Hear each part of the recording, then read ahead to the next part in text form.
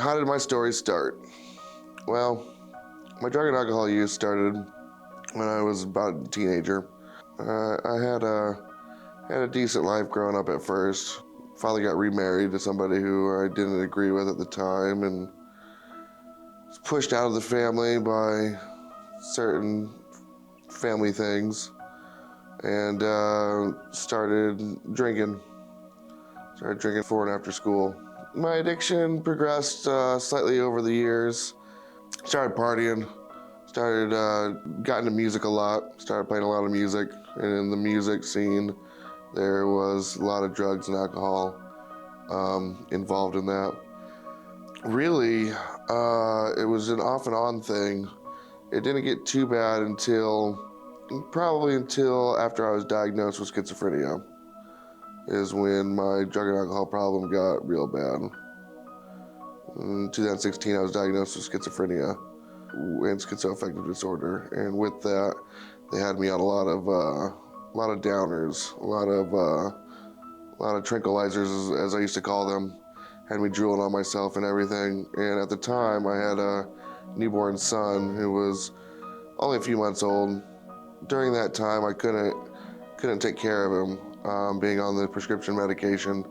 I'd be drooling on myself, I'd be falling asleep. And that's when somebody suggested that I start taking methamphetamines to counteract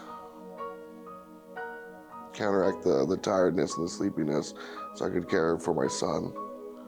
And then I got pretty bad on meth for a while. After that, my closest friend in the world, Andrea, saw that I had a problem and saw that I needed to get off of it. So her in her own way, she got me off of it for a time. I wasn't doing hard drugs anymore.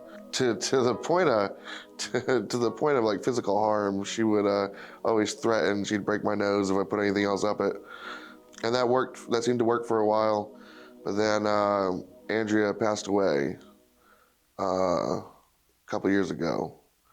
And it's when my drinking, instead of the meth use, I turned to alcohol, and I almost killed myself drinking, just because I missed her so much and I wanted to be with her. I really didn't see the proverbial light at the end of the tunnel.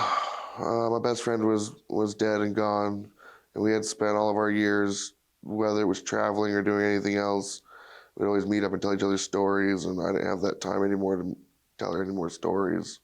She wasn't here anymore. Well, one day I woke up. I went to go get my usual liquor, my usual tall boys, and I had wanted to die. I wanted to drink myself into a bottle, but when I reached for that next bottle, I stopped, and there was something in me. I'd prayed the night before, and there was just something in me that didn't want to drink. Simplest way to put it. And so I knew I had to go seek help. So I then walked the next hour and a half to the nearest hospital and checked myself in, because by this time I had the shakes real bad and I was withdrawing off alcohol. That place led me to a nice program, which I completed that program, and then I wound up in this program. And in this program, I found hope, that I didn't just have to live with the bottle anymore. Working especially with my counselors, I don't have to want to drink anymore to make the days pass by. I refound a new love for music without drugs or alcohol now. Making, recording, even shot my own music video. And now I realize that, just like before with Andrea, that me and her are just on separate paths right now, on different adventures right now. And instead of wanting to rush to go meet her, I'm wanting to make new memories now. So when I do meet her again in the future, I'll be able to tell those memories to her. I mean, it's progress, not perfection. So every day is a little better than the last. I don't have it all together. I know that prayer helps. Prayer is such a big part of my life now. and just finding my relationship with God now. My relationship with God is new.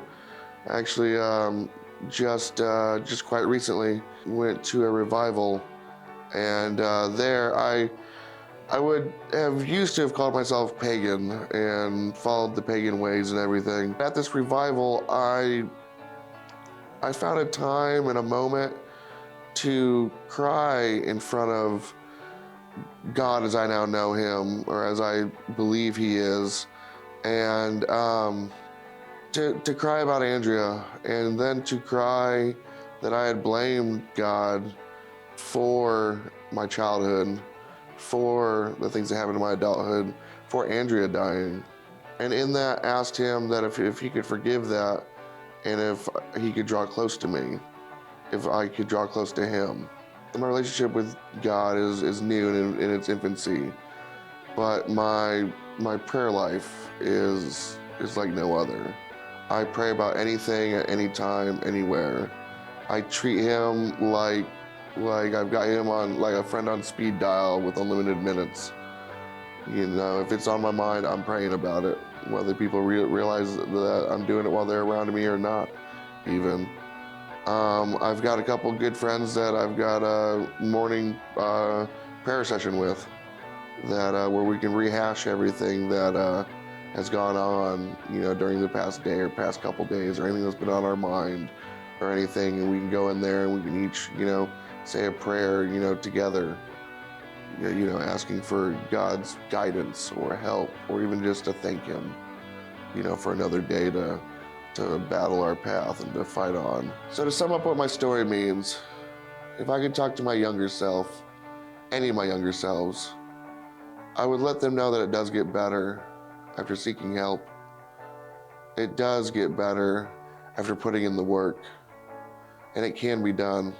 So just because you went through, I went through, we went through all those problems, and we found the wrong means to cope with them, we did in the end find the right means to cope with them, and we will continue to do so. That's what I would tell my younger self if I could.